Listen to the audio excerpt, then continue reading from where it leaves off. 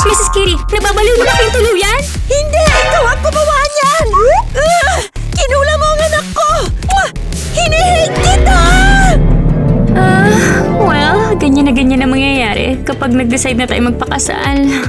Eva, mali ka. Mabait talaga si Ma'am. Makikilala mo siya at magiging magkaibigan kayo. Well, oo, siguro grabe lang talaga ako mag-isip. Sige na, puntahan na natin siya. Yes, syempre dear. Medyo busy ako ngayon. Magre-relax ako at inaayos sa mga importanteng family matters. Yeah, tatawagan na lang kita mamaya. Ma, tumawag lang si Donnie. Sabi niya, pauwi na raw siya. Wonderful! Papuntahin mo siya. Kakausapin ko pa lang sana siya tungkol sa future niya. Pero hindi siya mag-isang darating. Anong ibig mong sabihin na hindi siya mag-isa? Sabi niya, may dala siyang girlfriend at gusto niyang ipakilala sa atin. Anong babae? Ha? Alice? Narinig mo ba ang sarili mo? Sino ang isasama niya? Hindi ko siya kilala. Hindi ko pa siya nakikita at siguradong hindi ko siya aprobado. Ma, teka! Anong kinalaman niyan sa akin? Oh dear! Napakasama nito! Magdadalangan ako ng kung sinong babae lang sa bahay ko nang hindi nagsasabi sa akin! Kailangan ko ng malaking trash bag ngayon din! Ha? Eh bakit? Para handa na akong itapon ng kahit anong hindi naman kailangan! Nandito na tayo. Itong bahay ko. Magiging maayos din ang lahat. Ang sweet kong anak! Nandito ka na! Sobrang happy ko!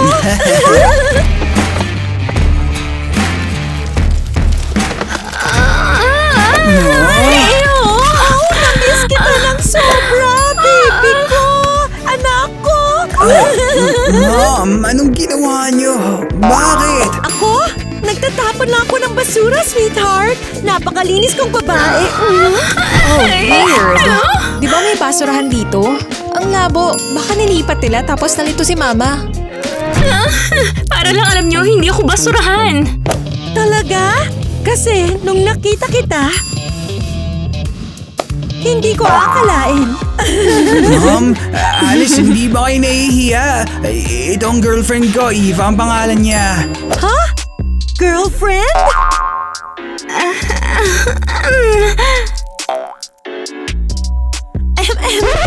Well then, kung ikaw ang girlfriend ng anak ko, kilalanin muna natin ang isa't isa. Pasok ka. Feel at home ka lang. Mag-ingat ka lang dahil mahal ang furniture namin.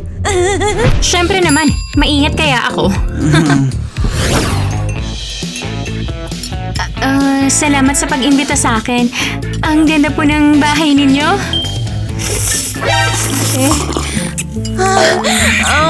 Pwede bang wag mo namang gawin yan? Please? Pasensya na. Donnie, pakisabi naman sa akin, gaano na kayo katagal na magkasama? Isang taon na kaming masaya.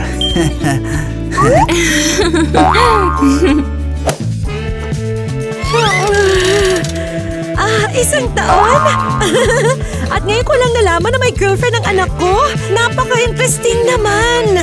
At ano naman ginagawa niyo for fun? Ako? Kakagaling ko lang sa isang ski resort at sa tingin ko ay sinisipan ako ng kaunti. Baka dapat magpatingin kayo sa doktor. Ma'am, anong ginagawa niyo? Oh, sorry. Accident lang yun. Dahil lang to sa sipon ko. At Eva, kumain ka naman ng cake. Peanut cake yan. Oh, hindi po. Sorry, hindi po ako pwede dyan. Allergic po ako sa mani. Oh, well, mabuting malaman yan. Excuse me, kailangan ko lang sagutin tong tawag.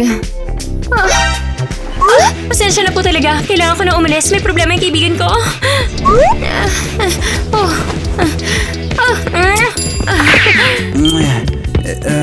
Well, anong tingin niyo sa Eva ko? Mananahimik na lang ako. Gusto ko sana siyang padalhan ng maliit na regalo. Isang munting surprise lang. Mami, kayo na talaga ang pinakamabait. Alice, kunin mo sa akin ang phone number ni Annie.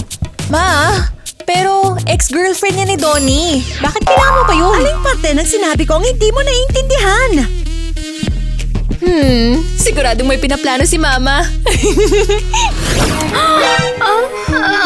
Sakit talaga yung binti ko. Feeling ko hindi na ako makakalakad ulit. Ano nangyari? Napilay ako sa part-time job ko. At anyway, dahil sa yung lahat ng to. Pinakisuyuan kitang i-cover yung shift ko, hindi yung sakta ng sarili mo. Sige na, balitaan mo na lang ako. Kamusta yung mom ni Donnie? Pinalayas ka na ba? Hindi sobrang bait ng mom ni Donnie. Huh? Oh, hi. Magandang hapon. Delivery para kay Eva. Wow, para sa akin? No way.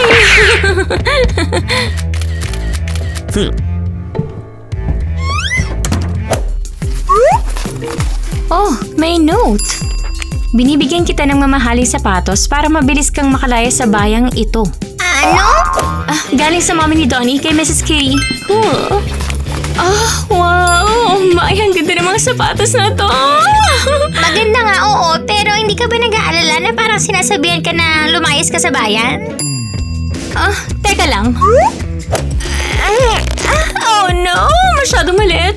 Oh, come on. Okay, pasubok na ako? Wow! Size ka to. Kasya na kasya. Wait. Ano yung cast mo? Anong ginagawa mo? May pilay ka sa binti. Oh. Medyo nagsinungaling ako. Anong ibig mo sabihin? Gusto ko lang talagang umabsent sa trabaho. Niloloko mo ba ako? Sobrang nag-aalala ko. Akala ko talaga nasaktan ka. Huh? Bakit kaya ako pinupunta ni Alice dito? Oh, hi. Long time no see. Hi, pero skip muna natin yung yakap. Hindi pa ako ready sa ganyang level ng closeness. May business offer ako para sa'yo. Oh, wow. At ano naman yun? Kailangan mo makipag-date uli sa kuya ko na si Donnie. Pero donate ko na siya dati at ginawa ng nanay mong lahat para paghiwalayin kami.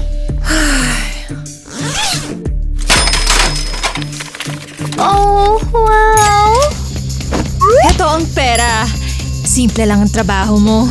Paghiwalayin mo si Kuya at si Eva, yung bago niyang girlfriend. Gets ko na. Pero honestly, hindi sapat ang pera na yan para sa ganyang trabaho. Ha? Seryoso ka ba? Kunin mo o hindi, bahala ka. Sige na nga. Akin ang pera. Gagawin ko. Alam kong papayag ka. Gawin mo lang lahat ng maingat at mabilis bago pa tumauwi sa kasalan.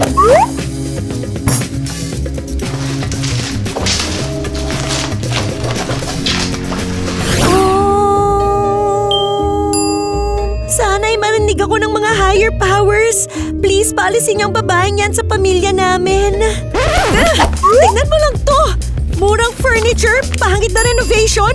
Hindi ko man lang maintindihan kung paano nakakahinga ang mga tao rito, lalo nang tumira. Mom?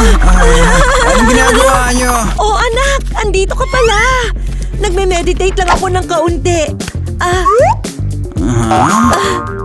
By the way, nasan si Eva? Well, nasa bahay siya at nagpapahinga. Napagod siya ngayong araw. Oh, sayang naman. Gusto ko sana siyang i-invite sa dinner para makilala siya ng mas mabuti. Talaga? Well, syempre naman, sweetheart. Ako ang mami mo. Gusto ko lang na maging masaya ka. Ang galing naman. Matutuwa siya kapag nalaman niya yan. Nag-aalala kasi siya na baka hindi niya siya gusto ni Alice. Oh, huwag kang maging silly. Paano hindi ko siya magugustuhan? Hindi ko pa nga siya nakakausap ng maayos. Sige, sasama ko siya rito mamayang gabi. Wonderful! Magluluto ako ng special! Okay, Mami. At gagawa ako ng isang bagay na may peanut butter. Allergic siya ron, di ba?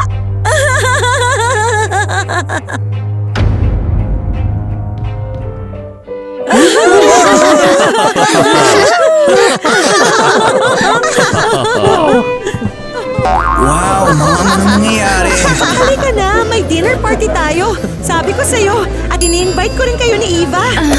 Pakiramdam ko hindi tama tong suot ko para sa ganitong dinner. Oh, ano ba? Wala namang makakapansin yan.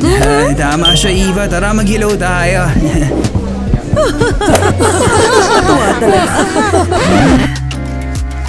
Kitty, dumating na ba yung tagalinis?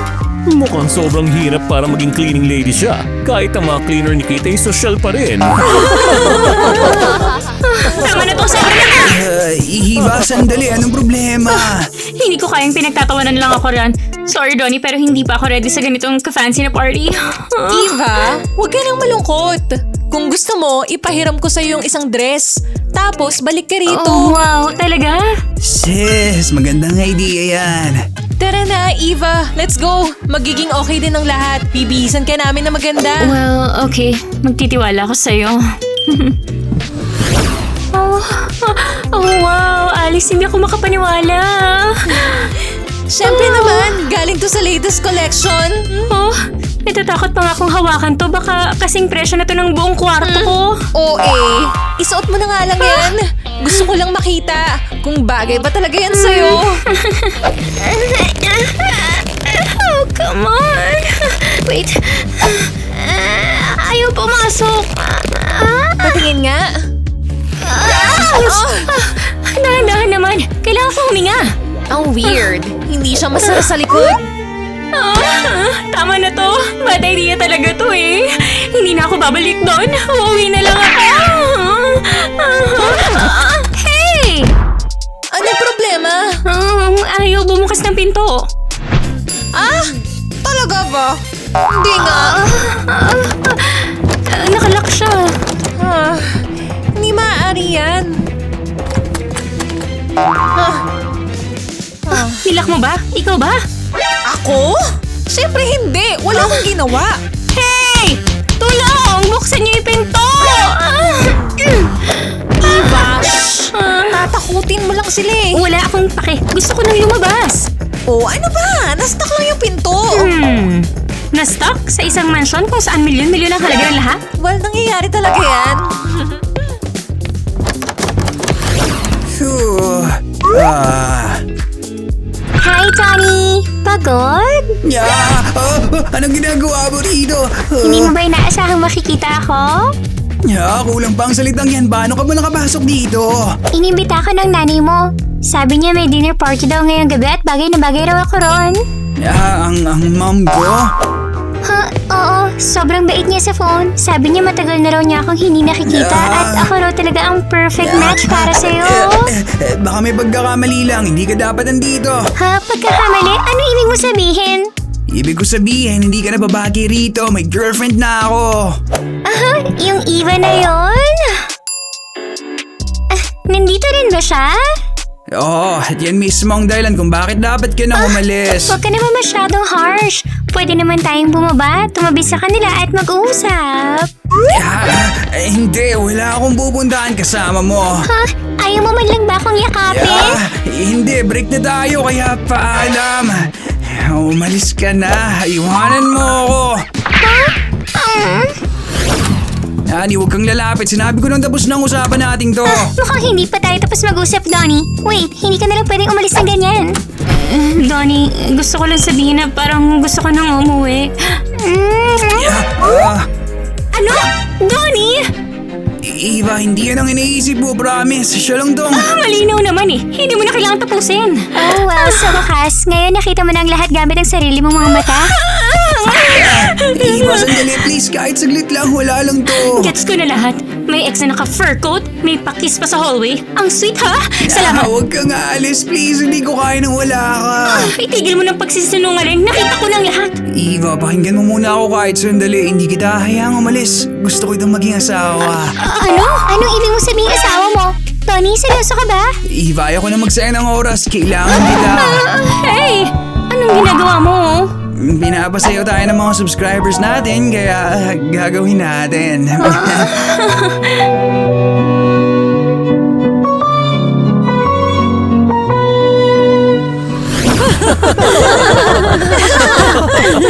Pwede mo makuha ang atensyon niyo, please? Donnie, anong Ano nangyayari? nangyayari? Bakit ganyan ang suot ni Eva?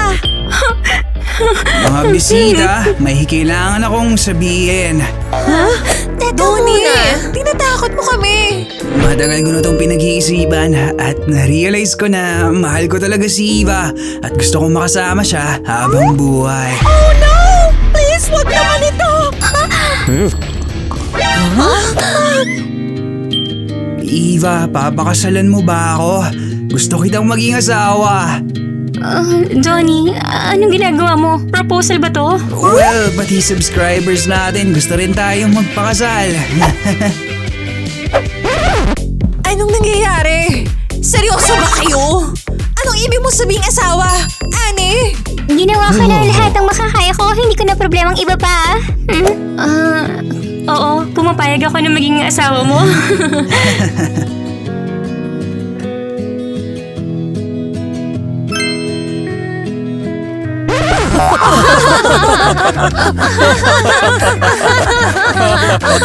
Anong nangyayari?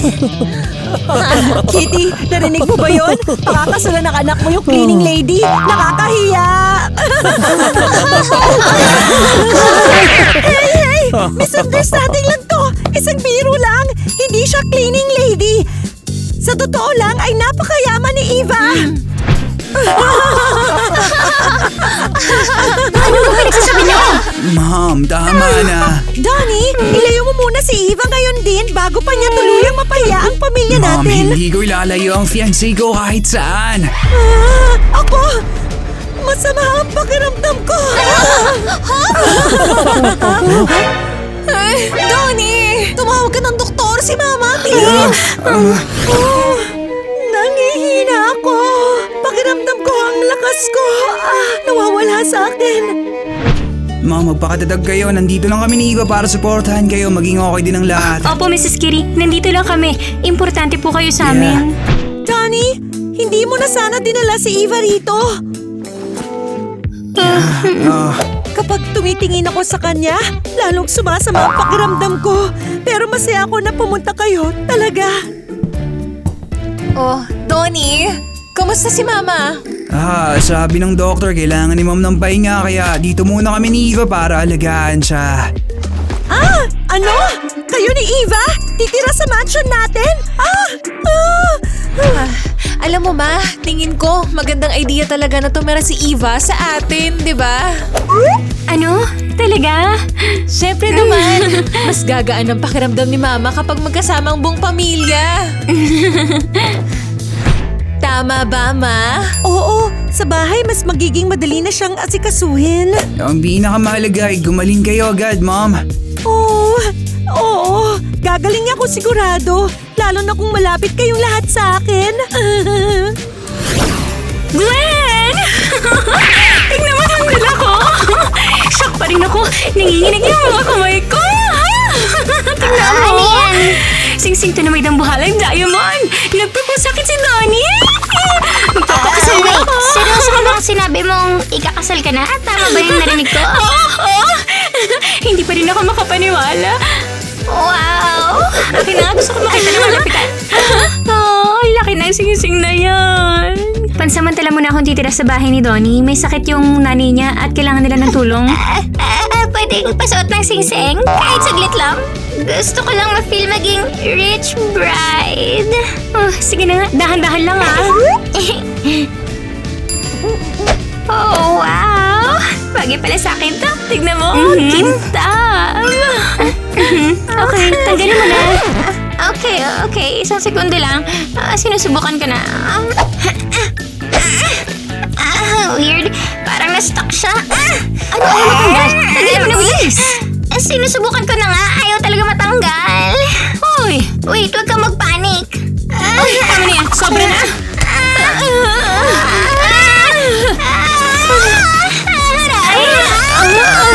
Lagyan kaya natin ng tubig o laway. Ginagawa yan sa mga movie eh. Huwag laway. Baliw ka ba? Mamahaling sing-sing yan. Ingatan mo yan. Dali. Ay, tama na! Iba, mukhang ako na ang bride ngayon. Hoy, dali na. Tanggalin mo yun ngayon. Di ko papatulog ka dali. Ang sama ng pakiramdam ko. Hindi ko alam kung aabot pa ako sa wedding. Ma'am, please tama na. Maayos naman ang lahat. Sabi ng doktor, kailangan nyo na magpahinga. Oo nga pala, nasabi mo ba sa mga kapatid mong si Tyler at Ariel yung kasal? Sa totoo lang nakalimutan ko. Pumunta ka na sa kanila ngayon din. Siguradong namimiss ka nila at siguradong wala silang alam sa nangyayari dito.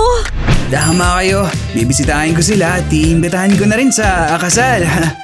By the way, si Nikki ang magdadrive sa'yo. Nikki?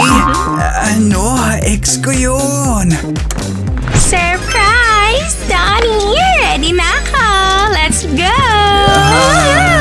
I miss you so much. Oops! Mahaba-habang biyahe to kaya marami tayong mapag-uusapan. Nikki, lumayo ka. Anong ginagawa mo rito? Ma'am, seryoso ba kayo?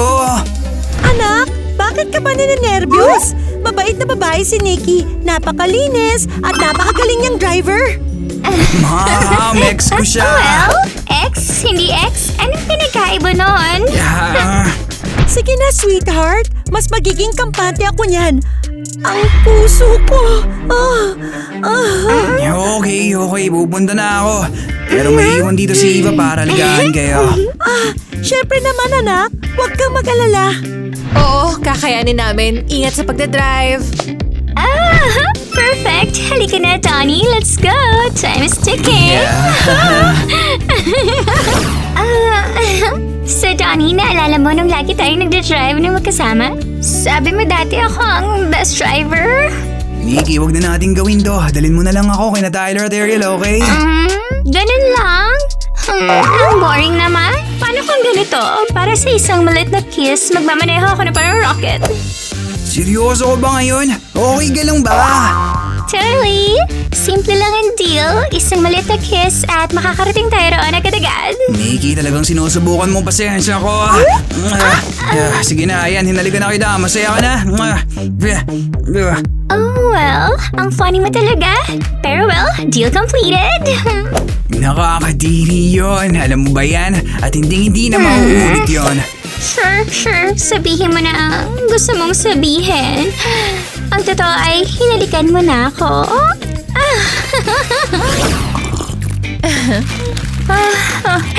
Binili ko lahat ng pinapabili nyo. Well, pasta, oats, groceries, tsaka prutas, at ilang mga cute na gamit sa bahay para maging cozy naman. So, yun na yun? Ano to, Alice? Tingnan mo to. Isa tong nightmare. Hindi ko man lang mahawakan to. Ew! Oo nga, mukha ngang medyo weird. Parang bang binili lang lahat sa kung saang regular na supermarket. Well, oo. Sinubukan ko kumuha ng fresh at quality na pagkain. Ito rin naman yung binibili ko para sa sarili ko. Well, sakto. Pumibili ka ng ganitong bagay, pero hindi kami nabubuhay na ganyan. Yun na yun. Itapon mo yun sa basura. Yun na. Ayaw ko ng lahat ng basurang ito sa loob ng bahay ko ngayon din. Well, sige po. Kung ayaw nyo, baka pwede na lang tayong mag-relax. Manood kaya tayo ng movie. Horror film siguro. Mukhang masaya mag-horror movie. Mahilig ako dyan. Well, great. Pipili lang ako. May dala akong ilang magandang pagpipilian. Yun na yun, Alice. Oras na natin ngayon. Simulan na natin ang ating munting family evening. Oh no! Natatakot na ako agad. Bakit ba kasi horror movie ang naisip ko? Sobrang creepy ng music. Shh! Huwag kang maingay! Ito na yung pinaka-intense na part. Halos hindi na nga ako umihinga.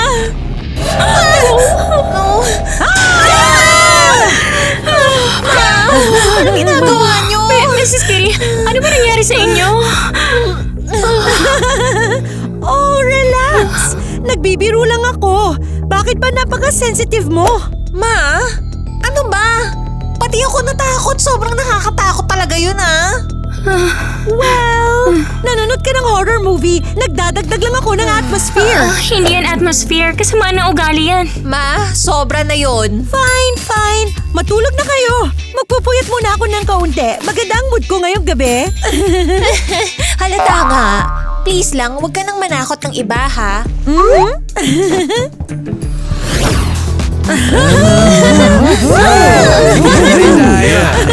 Talagang mag-isip-isip. Ayun sila. Look, sila ang brother at sister ko. Si Tyler at Ariel, lagi na lang silang tumatambay sa mga club. Hindi na talaga sila nagbago.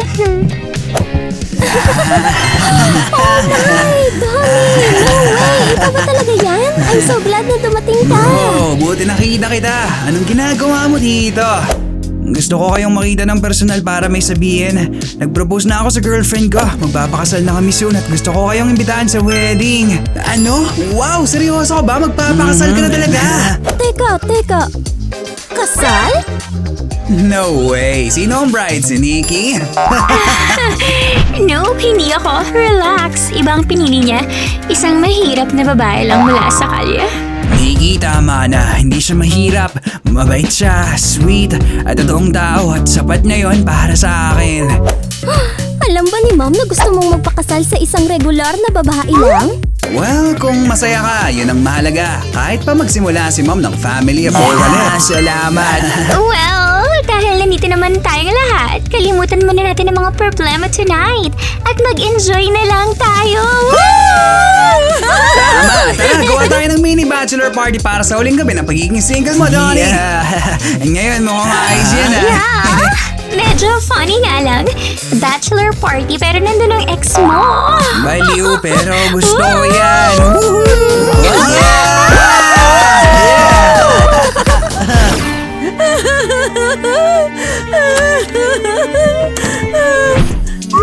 Mrs. Kitty, umiiyak po ba kayo? Eva, halika rito please. Masama talaga ang pakiramdam ko. Nag-iisa lang ako at natatakot akong makatulog ngayong gabi. Ano nangyari? Masakit ang puso ko. Hindi tumitigil ang isip ko dahil to sa lahat ng stress. Please, tabihan mo ako ngayong gabi. Mas magiging kampante ako. Well, syempre naman, huwag kayong mag-alala. Pwede naman ako mag-stay kung makakatulong yun para gumana ang pakiramdam nyo.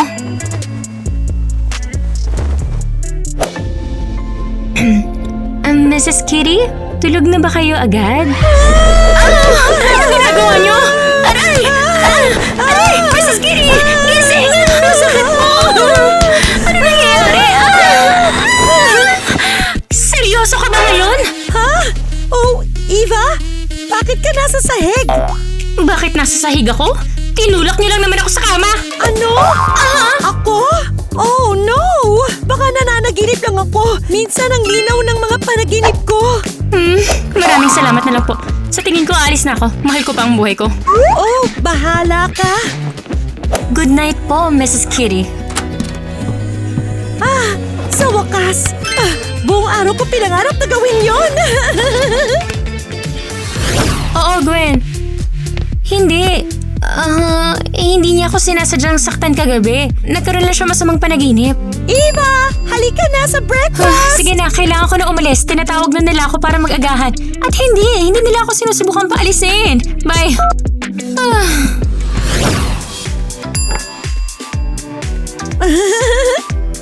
Good morning po. Oh, good morning, dear bride-to-be.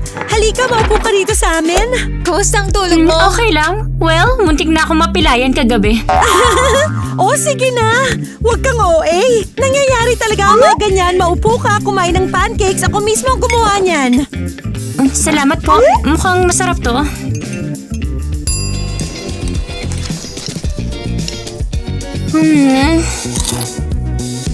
So, nagustuhan mo ba? Masarap, pero medyo kakaiba yung lasa. Saan gawa to? Anong ibig mong sabihin? Anong laman yan? Peanut butter, syempre. Ano? Seryoso po ba kayo? Hindi ko pwedeng kumain ng mani. Allergic ako. Pwede ako mabulunan. Oh no. Mom! Anong ginawa mo? Ano na naman? Siguro ay nakalimutan ko lang na allergic siya. Nakalimutan? Sinabi niya sa'yo kahapon. Pasensya na. Marami akong iniisip. Hindi naman kailangan maalala ko ang lahat. Ma, tumigil na kayo sa pagpapanggap. Sinadya niyo yan. Sobra na yan. Pwede siyang mapahamak sa ginawa niyo. Kailangan ko na siyang mapalayas. Kahit anong mangyari. Naririnig mo ba ang sarili mo? Para ka ng kontrabida. Para lang akong isang ina na gusto lang ang best para sa anak niya. Okay? Ma, mali na to. Aalis na ako ng bahay. At saan ka naman pupunta? Hey! Eva, paano umabot sa ganito kalala to? Aray! Tingin ko gusto niya na talaga akong palisin. At hindi niya na to tinatago. Sinasadya niya na talaga yun. Hindi ka kasi naniniwala sa akin. Sabi ko na sa'yo eh. Akala ko, weird lang siya. Yun pala, delikado siya. Hey, chill ka lang. Mawawala rin yung pamamaga at mawawala rin yung pamumula. Mukha ka rin bago uli. Aray! At kapag nangyari yun, kakausapin ko na si Kitty at hindi na ako tatahimik sa pagkakataong to. Oh, wait. Paano kung tulungan kita? May plano ka ba? May idea ko. Sisiguraduhin ko hindi ka na magagawang guluhin pa ni Mrs. Kitty. Hello? Anong kailangan mo? Ma'am, gusto niyo po bang bumili ng lemonade? Nag-iipon lang po ako ng pera. Oh, lemonade! Alam mo ba? Nagbebenta rin ako ng lemonade nung bata pa ako. Talaga po? Oo, at dahil lang doon, bibili ako ng drink mo. Maraming salamat po.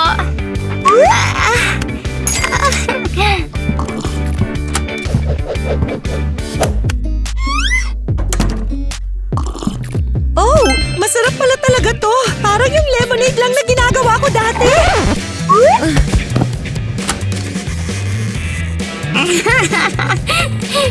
Nag-work! Buti na lang nagtitinda rin siya ng lemonade dati. Nandito na ako. Nasaan ang lahat? Oh, tamang-tamang dating mo. Teka, anong nangyari kay Mom? Eva, bakit parang pinatulog siya? Oh, huwag ka magdrama. Napagod lang siya. Na-stress lang siya sa wedding natin. Di ba, Mrs. Kitty? Oh, by the way, naisip ko magpakasal na tayo bukas. Ano? Bukas na? Hindi niyo ba nga nakikilalang brother at sister ko? So what? Magkikita na lang kami sa wedding. Sapat na yung excitement kay Alice kanina. Bakit pa maghihintay? Di ba? Agree na agree ang mom mo. Mom, ito ba talaga ang gusto niyo? Well, sige na nga, ituloy na natin ang kasal bukas. Yeah! Hooray! Mag-asawa na tayo! Sobrang saya ko. Well, sana pumili siya ng mas maayos na bride. Hey, choice naman yan. Fine.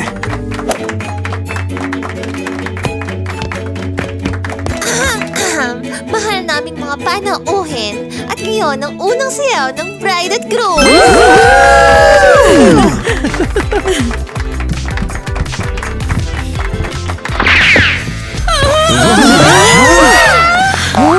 Yeah, Mom, bakit kayo nakasuot ng puting dress at bakit kayo sumisingit sa first dance namin? Eto, white dress lang to. At pumasok ako dahil gusto ko makasayaw ang anak ko. Tama na!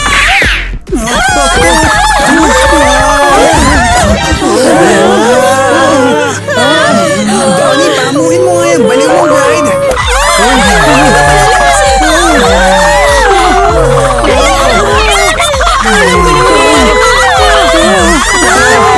Tama na, anong ginagawa niyo? Hey, Team Tin Fan, sa tingin niyo sino ang tama?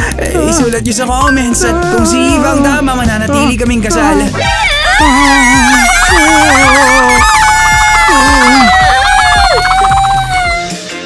Oo nga pala, sinabi mo na ba sa Tyler sister?